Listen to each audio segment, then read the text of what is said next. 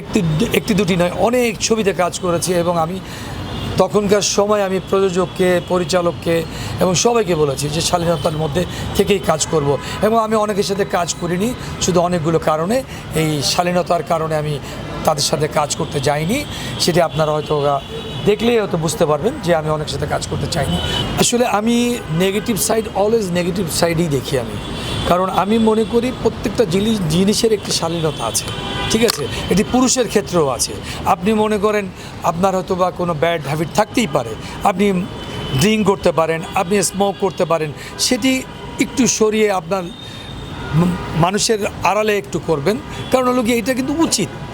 যেমন একটি মেয়েরও যেমন আপনার উচিত, যেমন তার পোশাক আশাক, তার ব্যবহার, কথাবার্তা, যা কিছুই বলেন না কেন, সেটা শালীনতার মধ্যেই হতে হবে, কারণ এটার বাইরে আপনার যাওয়া উচিত নয়। আমি ফিল্মও ঠিক তেমনি আমি বলি যে দেখেন, আমি কমার্শিয়াল মুভিতে কাজ করেছি, একটির পর একটি দুটি নয়, অনেক ছবিতে কাজ করেছি এবং আমি তখনকার সময় আমি প্রযোজককে, পরিচালককে এবং সবাইকে বলেছি যে শালীনতার মধ্যে থেকেই কাজ করব।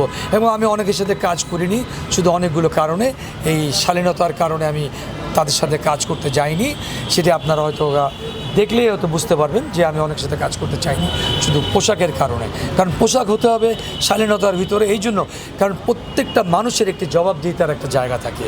আজকে আপনি একটি অন্যায় করবেন, একটি অন্যায়ের সাথে আপনি সাপোর্ট দিবেন, এটি আপনার সন্তানের কাছে কৈফিয়ত দিতে হবে, তা না হলে একটি সমাজের কাছে কৈফিয়ত দিতে হবে, এই দেশবাসীর কাছে কৈফিয়ত দিতে হবে। তো সুতরাং সেখান থেকে আমাদেরকে যদি ভালো থাকতে হয়, তাহলে আমাদের একটি সুন্দর সমাজ ব্যবস্থা যদি আমরা গড়ে তুলতে চাই, তাহলে সবাইকে শালীনতার মধ্যে থেকেই কাজ করতে হবে, সেটি নারী হোক এবং পুরুষ হোক এবং সেটি তৃতীয় লিঙ্গীয় হোক না কেন।